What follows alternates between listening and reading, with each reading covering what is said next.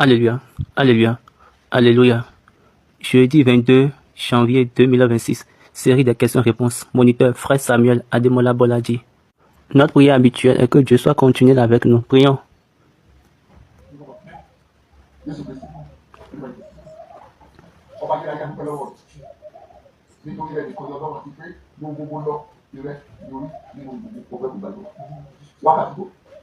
Láti lọ nínú ẹ̀rí ọ̀rọ̀ rẹ ní ti ìdáhùn àti ìbéèrè ọba mímọ́ sọ wá nínú fún àní ìgbésí tó tí o fi tọ́ ẹ̀mọ́ fún wa èyí táwọn ìdí èyí táwọn bọ̀ ọ́ lẹ́kọ̀ọ́ fi ẹsẹ̀ wá lé ìfọ̀mọ̀ yìí àní kí aláìgbàgbọ́ lè yí padà sí òtítọ́ rẹ̀ kí àwọn àìwà bí ọlọ́run tó ṣì lọ nígbà ìkọ́ni ìwé kí ìwọ́n ẹ̀kọ́ ìbọ̀ sí wa káyì ìwọ̀n ìfẹ́ lórúkọ Jésù lọ.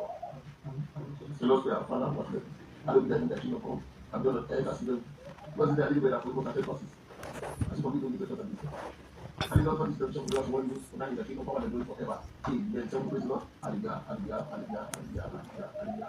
Hallelujah. Yes.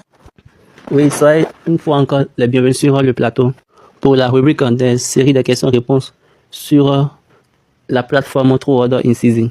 C'est vraiment un bon moment depuis le début de l'année.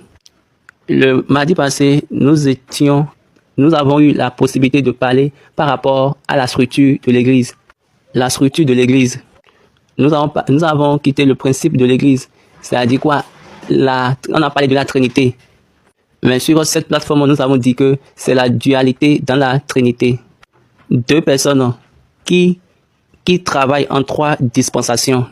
Donc, ils sont juste deux. Maintenant, nous sommes venus dans l'arrangement par structure.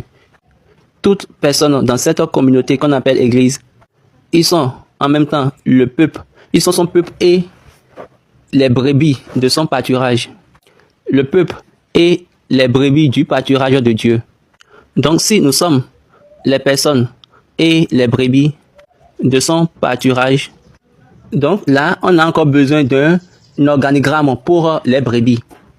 Et je vous ai déjà dit, je vais dire que parmi les brebis sortent deux personnalités importantes, éminentes, qui occupent deux fonctions importantes, mais l'une est au-dessus de l'autre. Il y a le berger, il y a le sacrificateur. Ils ne sont pas les mêmes. Le berger et le sacrificateur, ils ne sont pas les mêmes. Et les deux ne font pas les mêmes choses. Parce qu'ils s'occupent de deux choses différentes. Leur responsabilité est liée à deux choses différentes. Lorsque la responsabilité des sacrificateurs est liée, mais au moment où la responsabilité des sacrificateurs est liée aux dons, aux cadeaux, aux offrandes, aux sacrifices, pour le berger, c'est plutôt lié à la vie des brebis. Et Dieu l'a fait de telle manière que le berger est au-dessus du sacrificateur. Et là, c'est devenu une structure. Et c'est ça que Dieu a donné à Moïse. Et je vous ai déjà dit qu'il y a environ 3 à 4 types de bergers. Mais 3 à 4 différents types de bergers. Et ces différents types de bergers se retrouvent dans l'Écriture. Et également, ça se retrouve également dans l'Église du christianisme céleste. Le premier, on a le berger leader. Le berger leader. Donc Moïse est un symbole de cela. Mais Moïse est un exemple de cela. Moïse était le berger du peuple. Et en même temps, il est encore le leader du peuple. Et vous allez remarquer que en dessous de Moïse, on a en même temps Aaron. Et en dessous d'Aaron, on a maintenant les anciens. Les anciens, autrement dit, les devanciers. Donc en dessous de Moïse, on a Aaron et les anciens. Aaron, lui, il est le sacrificateur. Le souverain sacrificateur. Maintenant, les anciens, autrement dit, les devanciers, sont les représentants des personnes, du peuple. Maintenant, eux tous ensemble sont en dessous de Moïse. Dieu a choisi Moïse en tant que berger et leader. Lorsque Moïse voulait laisser les enfants d'Israël, il a dit quelque chose à Dieu. Qu'est-ce qu'il a dit? Il a demandé à Dieu, ok, quand je vais partir, est-ce que tu vas laisser le peuple tu vas laisser les brebis sans berger? Il a demandé ça à Dieu, il a posé cette question à Dieu. Et Dieu a dit d'accord. Ok, je sais déjà que le fils d'Aaron, Éléazar, est le sacrificateur et le souverain sacrificateur. Maintenant, tu ne vas pas donner maintenant au peuple quelqu'un qui va aller au-devant d'eux et revenir au-devant d'eux, afin qu'il ne soit pas comme une bergerie sans berger.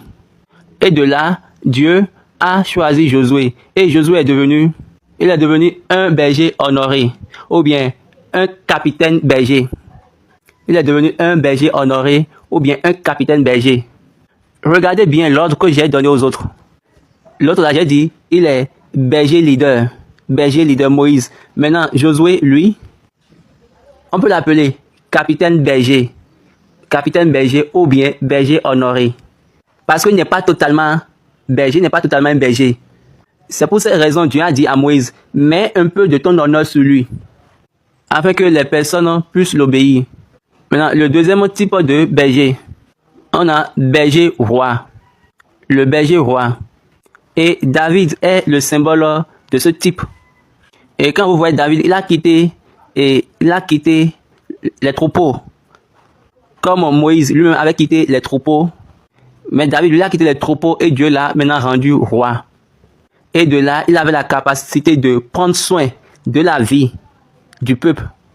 Et quand il était venu au-devant de Saül, son témoignage, il a dit, quand je veillais sur les brebis, le troupeau de mon père, quand un lion ou bien une ours vient, s'il n'avait pas dit l'histoire, je suis sûr que non, pas croire.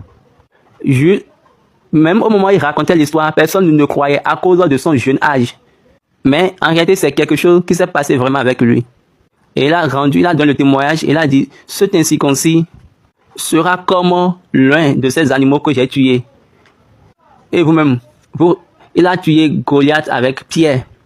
Exactement comme l'un de ces animaux, lions et les ours. Le berger roi.